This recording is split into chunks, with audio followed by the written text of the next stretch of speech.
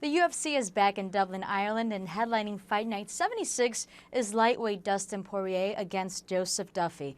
Joining me with what we need to know from what's expected to be a thrilling match is ESPN MMA writer Brett Okamoto. Now, Brett, Poirier, he's back at lightweight, 2 victories in a row. Why is he still an underdog coming into this fight? Well, the reason Dustin Poirier is an underdog is because he's fighting a very good opponent in Joseph Duffy. I think the majority of casual fans, they might know Duffy because he's beaten Conor McGregor, the interim featherweight champion, back in 2010. But the UFC is giving this guy a really golden opportunity here to really move past that win, put another big feather in his cap against Dustin Poirier, headlining this card in Dublin. I think he's talented enough to take advantage of this opportunity. Joseph Duffy is a refined fighter. He's a polished fighter. He's well-rounded. He's going to beat you with his footwork and his head movement and his feints before he lays the lumber on you and hits you with a big shot. He also has a very slick submission game. That really is the basis of his game in mixed martial arts, but he's added a lot of good striking to that. So well-rounded, 27 years old, coming into the prime of his career, and he will have that crowd behind him. That's why he is your favorite on Saturday. Now, Brett, describe to us, what kind of challenge does Duffy have on his hands against Poirier?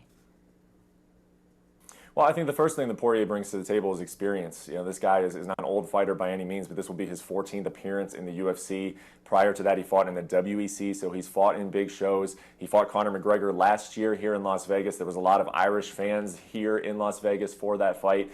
Dustin Poirier lost that one, but now he has that experience in his repertoire, so he should be a little bit accustomed to what he's going to see over there in Dublin. And stylistically, I think he's going to be bringing an offensive grappling game to Joseph Duffy. I know I just said that Duffy has a slick submission game, but we really haven't seen him face a traditional pure wrestler. And not that Poirier necessarily is that, but I think that's where he is going to look to exploit Duffy in this fight. In fact, he told me that. He said, look, we haven't seen this guy really face someone who can get in his face with the strikes and then push him on the ground. That's what Poirier is going to be looking to do, keep a high pace, put Duffy on his back foot a little bit, and test out that wrestling, see if it's in his game. So who do you have winning, the Irishman or the American?